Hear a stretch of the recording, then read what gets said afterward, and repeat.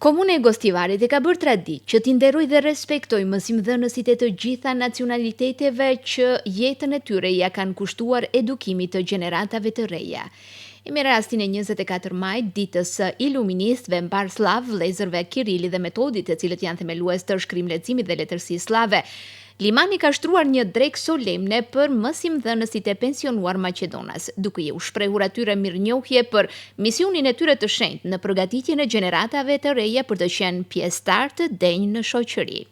Dreka tradicionale me arsimtarët dhe mësuesit e pensionuar të përkatësisë maqedonase, me rastin e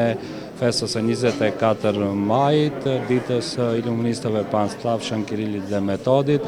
ashtu si që bëjmë edhe gjatë ditës e mësues shqiptar dhe mësuesve turk. Edhe sot jemi mbledhur tut me pensionistët të cilët kanë punuar dhe kanë dhënë kontribut për të edukuar gjeneratat e tëra,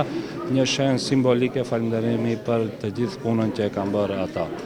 Mirënjohës për këtë drekë solemne të organizuar nga kryetari i komunës u shprehën edhe mësuesit e pranishëm, që tani po e shijojnë pensionin.